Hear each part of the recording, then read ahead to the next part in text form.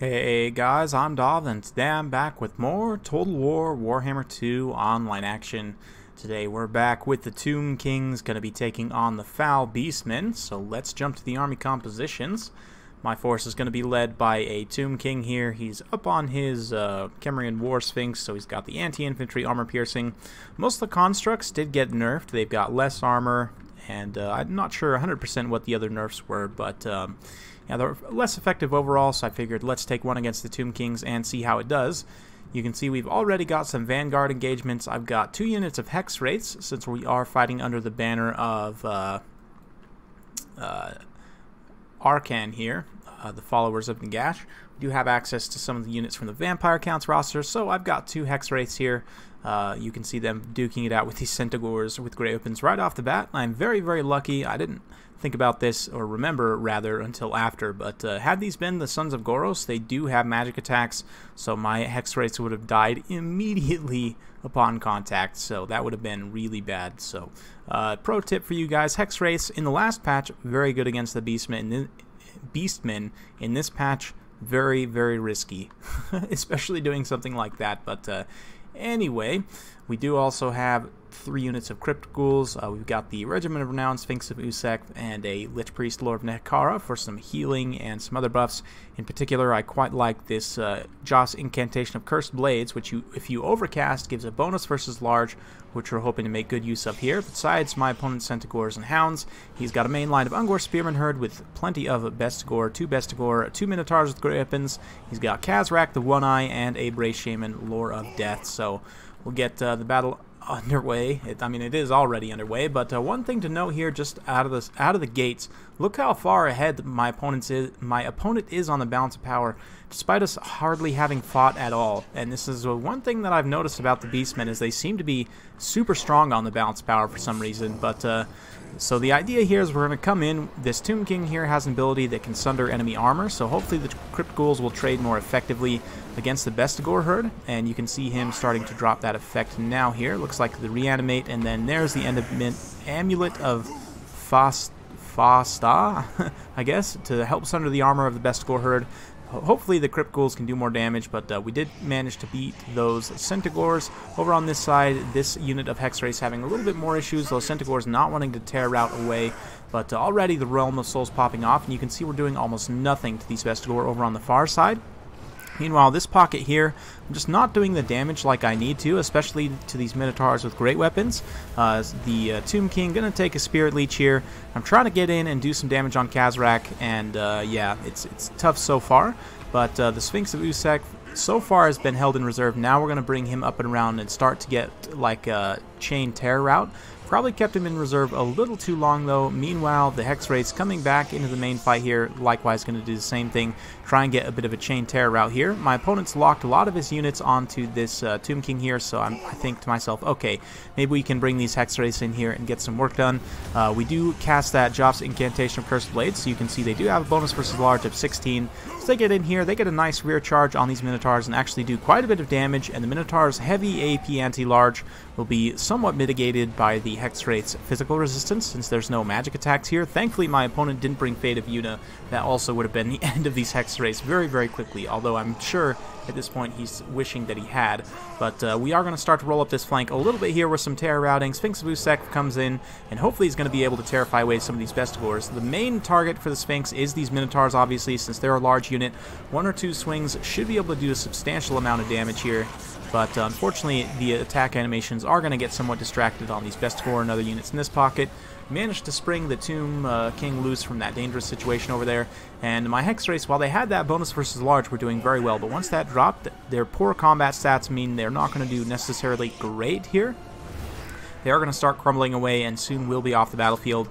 We did get the Ushabti summon over here doing a lot of damage to these Bestigor herd, and in the main pocket, we're able to terrify away a lot of my opponent's forces here, which is obviously what I'm looking to do with all these different terror-causing units on the field.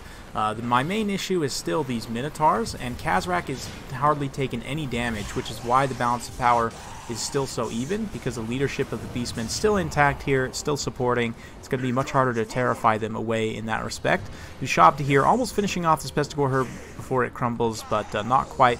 there. The Scorpion's Legion kind of overchasing a little bit. I honestly could have used them in particular against these Minotaurs, applying that poison, kind of fighting in and amongst these Hexwraiths who at the current moment are fighting with some skeleton spears, but overall everything in this pocket is crumbling just due to leadership.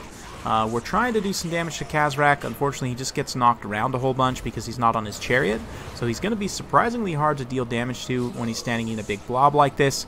And getting a nice side charge. Khazrak does have decent AP values if we actually look here. If I can get his unit card to stay on the screen. 204, which is not too bad for a quote-unquote non-armor-piercing lord. But yeah, at this point, I'm trying to get the Sphinx of Usek away to pull out and get another charge in to see if we can take advantage of that 52 charge bonus.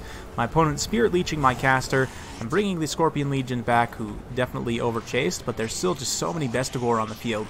And these Minotaurs, who at this point are doing a ton of damage to the Tomb King. The balance of power had been close up until this point here, where I let my Tomb King get isolated and start taking too much damage. The Sphinx is going to come in here and knock down a bunch of, well, I thought he was going to knock down, there we go. Now he knocks down a bunch of those guys. Going to do quite a bit of damage to these Minotaurs as well, and the big curse drops on this pocket from the Tomb King when he gets below. But it's not quite going to be enough. We do fell some of the Minotaurs, and unfortunately we just can't get a terror route going on this main pocket here, which is very unfortunate. At this point, the Hexwraiths are crumbling. The Scorpion Legion still relatively healthy, and the Tomb King getting low as well. The Sphinx of Usek also getting quite low. At this point, I was feeling that this balance of power is a little bit fraudulent, because if I can finish off these two Minotaurs, I'm not sure really what my opponent has that can take out my constructs, so we're going to try and focus on doing that. You can see these Hexwraiths coming in, trying to finish off the last of the Centaurs there. The Centaurs terrifying away just before the Hexwraiths crumble to dust. I guess not really crumble to dust. I guess they don't really crumble into anything, but crumble away nonetheless. The Tomb King, unfortunately, taking another charge there and a bunch of damage that I really can't afford to take from those Minotaurs with great weapons. At this point, the balance of power is pretty far behind, despite everything. But we're going to bring this Sphinx in for a rear charge here, try and get some damage done on these Minotaurs, and he manages to fell one right off the bat, so far so good. But, ooh, felling another one there, so definitely pretty decent. Unfortunately, these hounds are distracting his attack animations, so and they're not getting terrified. Finally, there they get terrified. But, yeah, they actually shattered there. Wow. But, yeah, we're getting close. The Curse of Kassar from the injured Lich Priest there are going to be sundering a bunch of the armor. But at this point, the Sphinx is getting very, very low. We decide to give him some physical resistance there to proc a bit of healing and to keep him from taking even more damage.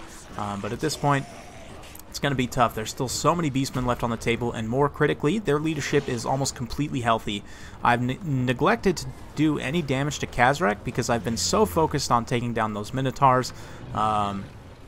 So yeah, because Khazrak is still so healthy, that's, I think, why the balance of power is so far in my opponent's favor, because you look at it on paper, I mean, yeah, he still has these Minotaurs, but most of his infantry is very tattered and close to terror routing, and I still have two terror-causing units on the field that are both, I mean, they're low, but they're still there, you know, so you would think the balance of power would be more even, but I think because Khazrak and the Deathcaster are both so healthy, that's still affecting the balance power quite a bit. So we'll fast forward a little bit through this late game here as this Sphinx comes in, tries to get a nice... Ooh, did actually take down another Minotaur there. And again, I'm targeting the Minotaurs as a high priority unit because if we can take them down, we should be able to finish this thing off here. These last 4 Minotaurs do rout off. Again, the crit ghouls, which had overchased quite a bit, going to be brought back into this pocket to help deal with some of these remaining infantry here. So we'll continue to fast forward as the Nehekara Lich Priest does chase some more units off there. Fortunately, the Sphinx of Usek does go down just due to crumbling, and Khazrak nipping at its heels. We do quite a bit of damage to Khazrak in the meantime, but at this point the balance power is just so far against me that even if I'm able to finish off Khazrak, you know, it's going to be very, very tricky to come back. But yeah, at this point we're going to use the Crypt Ghouls to try and screen out that Bestigor herd, see if we can get a charge here on Khazrak. We do knock him over, unfortunately, which is not exactly what I wanted. But I'm going to send my Lich Priest in here, which is actually a big mistake, because if he goes down, that's going to pretty severely affect the balance of power. And I only need a few swipes on Khazrak to really do enough damage to finish him off here. Unfortunately, he is doing a bit of damage to my Tomb King as well. I say, okay, let's see if we can terrify away these Bestigor and keep the balance of power from shifting too far out of balance here. But it's just, ooh, there it goes. Finally the terror route going down.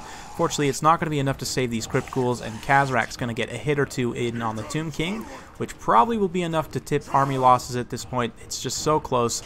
Despite everything, you know, if honestly, I feel like I could still win, even though this Tomb King's very low. One or two good charges on Kazrak would finish him off, and then it would be relatively easily to terrify away the Bray Shaman. But at this point, my opponent does drop a very nice Spirit Leech on that Nekara Priest there, and that charge didn't do as much damage as I wanted. Army losses actually goes off for that Tomb King there, and it is a very close defeat. So well played to my opponent. Hope you guys enjoyed watching that one. And yeah, I mean, obviously I made a couple of mistakes there, but I really feel like the balance of power for the Beastmen is a little bit skewed. Kazrak, I don't think, should have counted for that much on the balance of power. I'm not really sure what happened in that respect. So you guys let me know in the comments down below why you think the balance of power was so far against me there in the end game, even though I probably could have cycle charged out a win with my big construct. But yeah, the nerfs to constructs definitely make them less viable. I don't know that they're completely unviable, but if I were to refight this, I may rethink the Sphinx was pretty decent at taking down the Minotaurs. Granted, I probably brought it in a little bit late. If I had brought it in a bit earlier, I may have been able to bring that back. But overall, the build worked relatively well. The Hex Wraiths definitely performed, though, like I said, if my opponent had brought either Fated Buna or the Sons of Goros, they would not have paid out. They would have got taken out very easily. King Nikesh's Scorpion Legion, very happy with how these guys performed, but the Crypt Ghouls definitely kind of underperforming as well. What I would actually do to change this build is probably cut the Crypt Ghouls. That'd be about 1,500 resources, and then maybe take another terror-causing construct like a Tomb Scorpion, just to do a bit of extra anti-infantry damage, act as a magnet for the Minotaurs with great weapons, and also be another source of terror if I were to kind of fine-tune this list in that way. The Hex Wraiths as well is a bit of a risky pick. They ended up paying out in this one, but they may not always, so take that with a grain of salt.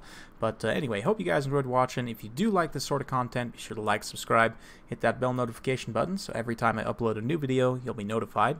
Thank you once again for watching, and we'll see you next time.